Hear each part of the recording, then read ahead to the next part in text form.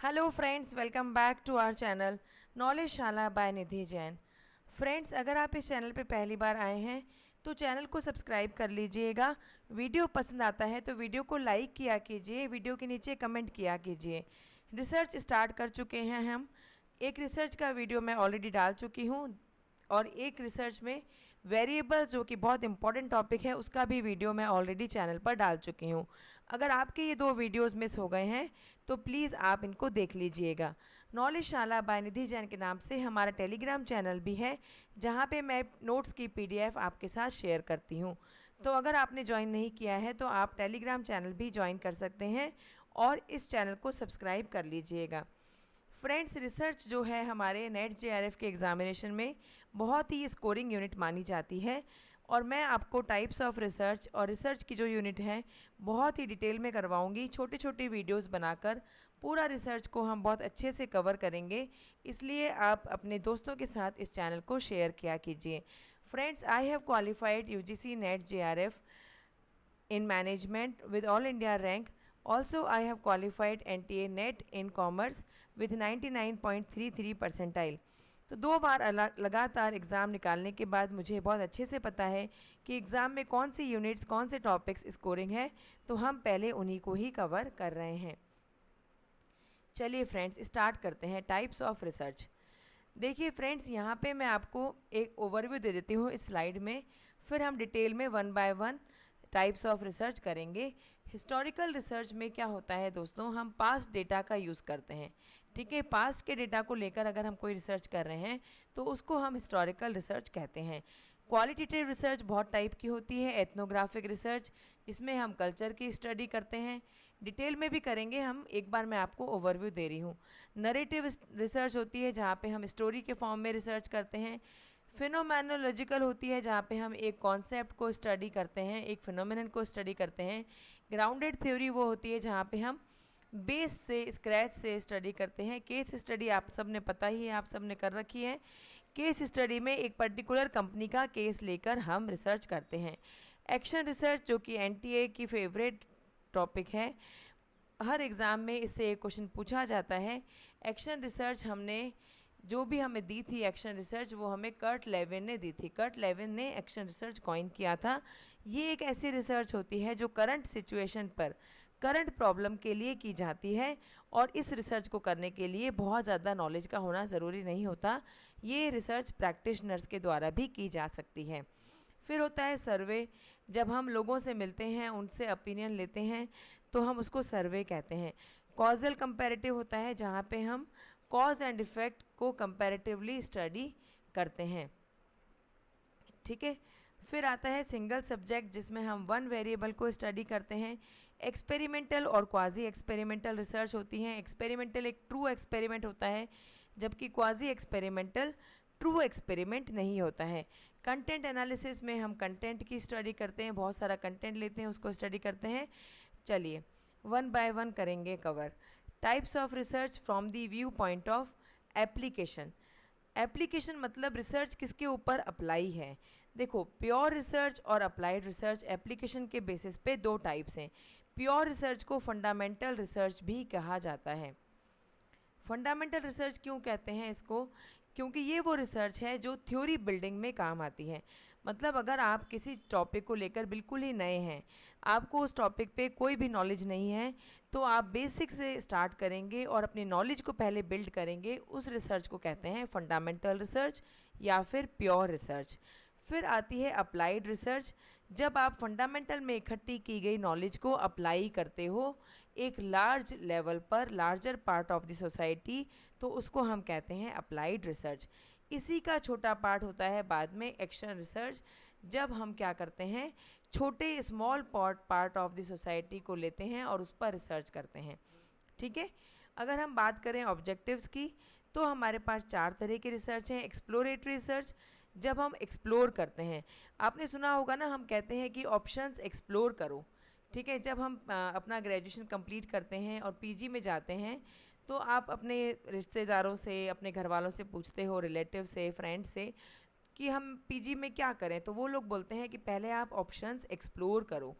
तो exploratory research में क्या होता है, जब आप एक अंडरस्टैंडिंग डेवलप करना चाहते हो, आपको अभी नॉलेज नहीं है, आप क्या कर रहे हो, एक्सप्लोर कर रहे हो, नई नई वेज फाइंड आउट कर रहे हो, उस रिसर्च को कहते हैं एक्सप्लोरेटरी रिसर्च। एक्सप्लोरेटरी के बाद में हम उसी को डिटेल्ड में स्टडी करते हैं तो उस रिसर्च को कहते हैं डिस्क्रिप्टिव रिसर्च। फिर आती है कोरिलेशन रिसर्च, जिसमें हम दो वेरिएबल्स में रिलेशन पता करते हैं और वो जो रिलेशन उनका होता है उसके बेसिस पे उसको पॉजिटिव या नेगेटिव या ज़ीरो कोरिलेशन कहते हैं। पॉजिटिव कोरिलेशन वो होता है जिसमें अगर एक वेरिएबल को बढ़ाते हैं तो दूसरा भी बढ़ता है।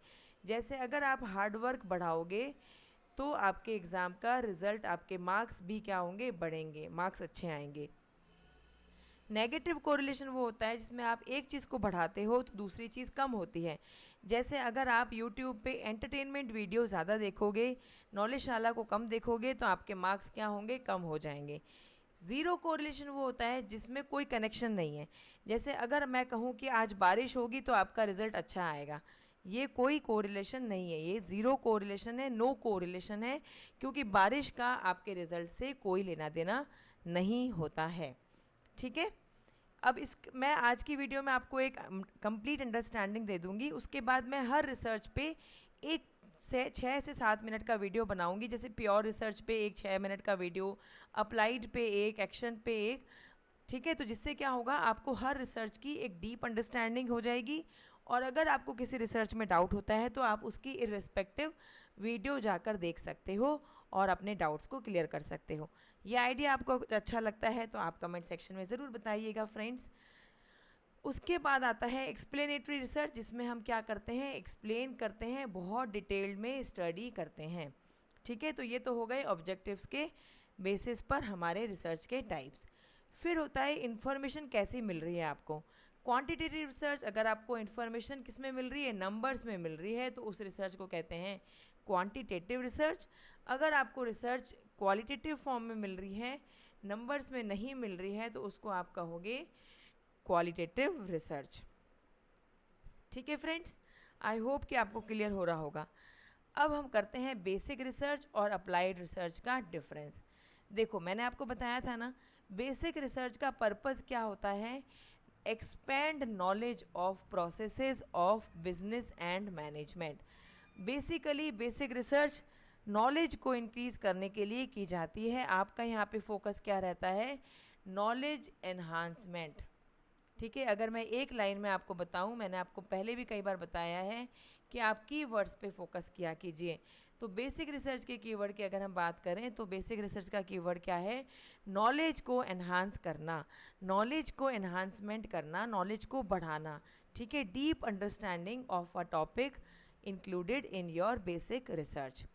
ठीक है, अप्लाइड रिसर्च की अगर हम बात करें तो अप्लाइड रिसर्च क्या करता है, improve understanding of particular business और मैनेजमेंट प्रॉब्लम। ये इम्प्रूव करता है उस नॉलेज को जो आपने बेसिक रिसर्च से गेन की है। Basic research results in universal principles relating to the process and its relationship to outcomes. ये यूनिवर्सल प्रिंसिपल्स पे काम करती है। जो भी प्रोसेसेस हैं, रिलेशनशिप है, आउटकम्स हैं, उनका यूनिवर्सल एप्लीकेशन क्या है, यूनिवर्सल थ्योरी क्या है, उस पे काम करती है। और अप्लाइड रिसर्च क्या करता है, सॉल्यूशन दे देता है आपको किसी पर्टिकुलर प्रॉब्लम का, क्योंकि यहाँ पे हम क्या करते हैं, नॉलेज को अप्लाई करते हैं। बेसिक रिसर्च की फाइंडिंग्स होती हैं जो वो findings of significance and value to society in general होती हैं, नॉलेज बिल्ड करते हो।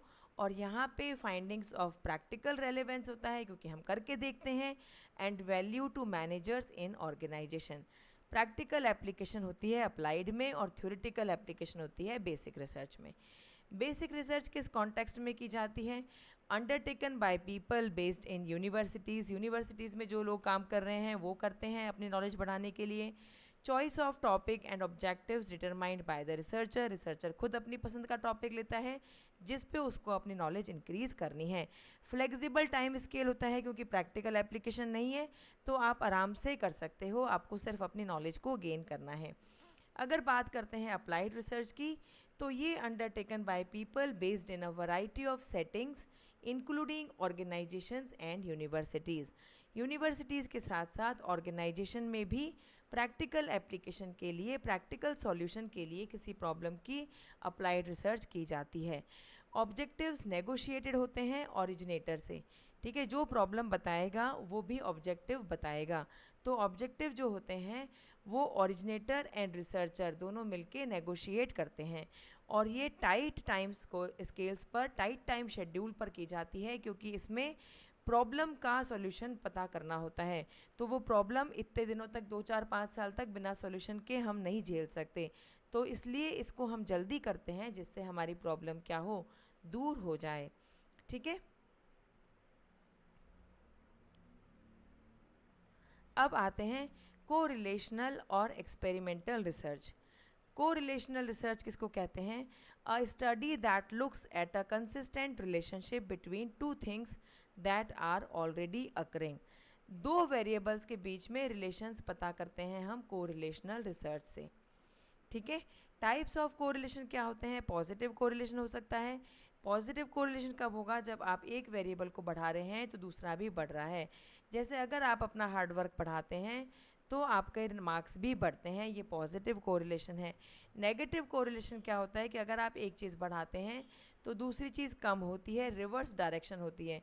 मतलब अगर आप यूट्यूब पे पिक्चर देखेंगे, नॉलेजशाला बाय निधि जैन को ना देखकर पिक्चर देखेंगे तो आपके मार्क्स क्या होंगे? कम होंगे, ठीक है। तो इनमें क्या है? नेगेटिव कोरिलेशन है। इसके साथ ही एक होता है ज़ीरो कोरिलेशन। मैंने आपको पहले भी बताया, जब दो वेरिएबल क्या हैं?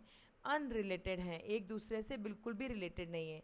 जैसे अगर बारिश ज़्यादा आएगी तो आपके नंबर ज़्यादा आएंगे, ये कोई कोरिलेशन नहीं है, ठीक है। फिर हम करते हैं experimental research. A study that test a hypothesis using control variable and manipulation of variables. जिस वेरिएबल को हम मैनिपुलेट करते हैं उसको हम क्या कहते हैं? Independent variable. फ्रेंड्स, अगर आपने वेरिएबल्स वाली वीडियो नहीं देखी है तो प्लीज़ उसे जाकर देख लीजिएगा, क्योंकि बिना वेरिएबल्स के अंडरस्टैंडिंग के आपको रिसर्च के टाइप समझ में नहीं आएंगे। टाइप्स ऑफ वेरिएबल्स एक्सपेरिमेंटल में कौन कौन से होते हैं? इंडिपेंडेंट, जिसको हम मैनिपुलेट करते हैं, और डिपेंडेंट, जो उस मैनिपुलेशन का इफ़ेक्ट शो करता है। बहुत डिटेल से टाइप्स ऑफ वेरिएबल्स मैंने करा दिए हैं, आप प्लीज़ उस वीडियो को देख लेना, क्योंकि उस वीडियो के बिना आपको रिसर्च के टाइप्स की अंडरस्टैंडिंग नहीं होगी। आज मैं आपको टाइप्स ऑफ रिसर्च का एक ओवरव्यू दे रही हूँ, उसके बाद हर वीडियो में अलग अलग रिसर्च के टाइप्स करेंगे। 6 मिनट की, 7 मिनट की एक एक वीडियो बना दूंगी, जिसमें एक एक रिसर्च के टाइप्स हम क्लियर करते चलेंगे, तो हमारे रिसर्च से आने वाले सारे क्वेश्चन एग्ज़ाम में सही होंगे, ठीक है। फिर आते हैं क्वांटिटेटिव एंड क्वालिटेटिव रिसर्च। मैंने पहले भी बताया, क्वांटिटेटिव रिसर्च वो होती है जहाँ पे हम नंबर्स की बात करते हैं, वाइल क्वालिटेटिव रिसर्च वो होती है जहाँ पे हम वर्ड्स की बात करते हैं, जहाँ पे हमारे पास नंबर्स नहीं होते हैं। Quantitative research primarily focus on testing theories and hypothesis. Quantitative research क्या करते हैं? हाइपोथेसिस को टेस्ट करते हैं। हाइपोथेसिस पे भी मैं एक डिटेल्ड वीडियो बना दूंगी, जिससे आपको हाइपोथेसिस की सारी क्लियरिटी हो जाएगी, ठीक है। और क्वालिटेटिव रिसर्च क्या करता है? एक्सप्लोर करता है आइडियाज़ को और थ्योरी बिल्ड करता है। यहाँ पे क्या कर रहे हैं हम? यहाँ पे हम थ्योरी बिल्ड कर रहे हैं, ठीक है, थ्योरी बना रहे हैं। और यहाँ पे क्या कर रहे हैं? हम टेस्ट कर रहे हैं थ्योरी को, ठीक है। क्वांटिटेटिव रिसर्च में मैनी रिस्पोंडेंट्स की ज़रूरत पड़ती है, वाइल क्वालिटेटिव में कम रिस्पोंडेंट्स से ही काम चल जाता है। क्वांटिटेटिव में मल्टीपल चॉइस क्वेश्चन होते हैं, आपके एमसीक्यूज होते हैं, और क्वालिटेटिव में ओपन क्वेश्चंस होते हैं, जहाँ पे जो रिस्पोंडेंट होता है वो खुद अपने आप से अपने व्यू पॉइंट्स देता है।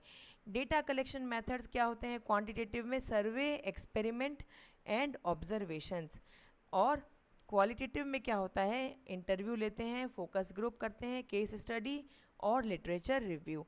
Data analysis in quantitative research methods include finding common patterns in the data using tools R, SPSS, Excel. ये सब जब आप रिसर्च करोगे ना तो आपको सबकी नॉलेज होनी पड़ेगी, इनकी सबकी नॉलेज होनी ज़रूरी है रिसर्च करने के लिए।